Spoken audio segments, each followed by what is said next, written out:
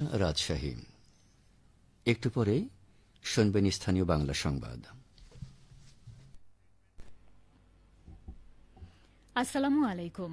বাংলাদেশ বেতার রাজশাহী স্থানীয় সংবাদ পড়ছি সাজরিন খান খুশবু। জলবায়ু পরিবর্তনের বিরূপ প্রভাব মোকাবেলায় সকলকে একত্রে ও ঐক্যবদ্ধ হয়ে কাজ করার আহ্বান জানিয়েছেন রাজশাহী সিটি কর্পোরেশনের প্রশাসক মোহাম্মদ মাহফুজুর রহমান রিটন। তিনি বলেছেন, জলবায়ু পরিবর্তন, পরিবেশ দূষণ ও প্রাকৃতিক সম্পদের অবক্ষয় বর্তমান বিশ্বের অন্যতম বড় চ্যালেঞ্জ। এ সংকট মোকাবেলায় সরকার, স্থানীয় সরকার প্রতিষ্ঠান, নাগরিক সমাজ, যুব সমাজ ও বেসরকারি খাতকে সম্মিলিতভাবে কাজ করতে হবে। আজ দুপুরে হোটেল এক্স এর সম্মেলন কক্ষে দ্য আর্থ সোসাইটির উদ্যোগে গ্রিন ভয়েস প্রকল্পের আওতায় আয়োজিত হাই লেভেল ডায়ালগ অনুষ্ঠানে প্রধান অতিথির বক্তব্যে তিনি এসব কথা বলেন। অনুষ্ঠানে রাশিদ প্রশাসক মাহফুজুর রহমান রিটন বলেন, প্রধানমন্ত্রী তারেক রহমান ঘোষিত 5 বছরে 25 কোটি বৃক্ষরোপণ কর্মসূচি বাস্তবায়নের অংশ হিসেবে রাজশাহী সিটি কর্পোরেশন 1 বছরে 2.5 লাখ গাছ লাগানোর লক্ষ্য নির্ধারণ করেছে। বর্তমানে গাছের চারা রোপণ কর্মসূচি চলমান রয়েছে।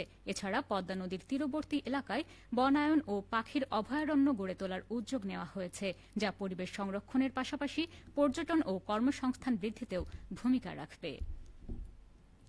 এদিকে রাজশাহী সিটি কর্পোরেশনের প্রশাসক মাহফুজুর রহমান রিটনের সঙ্গে সৌজন্য সাক্ষাৎ করেছেন রাজশাহী সরকারি পলিটেকনিক ইনস্টিটিউট অ্যালামনাই অ্যাসোসিয়েশনের নেতৃবৃন্দ। আজ বিকেলে নগর ভবনে অনুষ্ঠিত এই সৌজন্য সাক্ষাৎকালে অ্যালামনাই অ্যাসোসিয়েশনের পক্ষ থেকে রাশিদ প্রশাসককে ফুলেল শুভেচ্ছা জানানো হয়। এ সময় তারা আগামী 18 জুলাই রাজশাহী সরকারি পলিটেকনিক ইনস্টিটিউট অ্যালামনাই অ্যাসোসিয়েশনের স্থায়ী কার্যালয়ের উদ্বোধন, 6তলা একাডেমিক ভবনের ভিত্তিপ্রস্তর স্থাপন এবং বৃক্ষরোপণ কর্মসূচি উপলক্ষে আয়োজিত অনুষ্ঠানে উপস্থিত থাকার জন্য রাজশাহী সিটি কর্পোরেশনের প্রশাসক মাহফুজুর রহমান রিটনকে আমন্ত্রণ জানান। এ সময় রাজশাহী সরকারি পলিটেকনিক ইনস্টিটিউটের অবকাঠামোগত উন্নয়ন, শিক্ষার মানোন্নয়ন এবং রাজশাহী মহানগরের উন্নয়ন সম্ভাবনা নিয়ে এক মতবিনিময় অনুষ্ঠিত হয়। পাশাপাশি শিক্ষা, দক্ষ মানব সম্পদ উন্নয়ন এবং আধুনিক, পরিকল্পিত ও টেকসই রাজশাহী বিনির্মাণে সমন্বিত উদ্যোগ গ্রহণের প্রয়োজনীয়তার ওপর গুরুত্ব আরোপ করা হয়। আগামীকাল জুলাই শহীদ দিবস।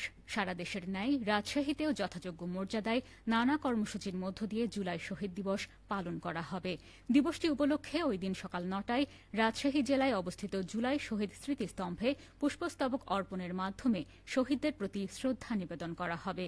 সকাল 10টায় জেলা প্রশাসকের সম্মেলন কক্ষে দিবসের তাৎপর্য তুলে ধরে জুলাই চেতনা জাগ্রত এবং জনসচেতনতা সৃষ্টির লক্ষ্যে আলোচনা সভা অনুষ্ঠিত হবে। ওই দিন সুবিধাজনক সময়ে জুলাই শহীদদের বিদেহী আত্মার মাগফেরাত, জুলাই যোদ্ধাদের সুস্বাস্থ্য এবং জাতির শান্তি ও সমৃদ্ধি কামনা করে জেলার সকল মসজিদ, মন্দির, গির্জা, প্যাগোডা সহ অন্যান্য উপাসনালয়ে বিশেষ মোনাজাত ও প্রার্থনার আয়োজন করা হবে।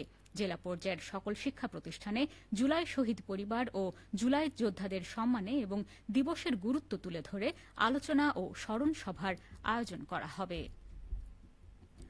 চাঁপাইনবাবগঞ্জে মাসব্যাপী ক্ষুদ্র ও কুটির শিল্প মেলার উদ্বোধন করা হয়েছে। জাতীয় ক্ষুদ্র ও কুটির শিল্প সমিতি বাংলাদেশ নাসিব চাঁপাইনবাবগঞ্জের উদ্যোগে এ মেলার আয়োজন করা হয়। আজ দুপুরে চাঁপাইনবাবগঞ্জ জেলা প্রশাসকের কার্যালয় চত্বরে এ আলোচনা সভা অনুষ্ঠিত হয়।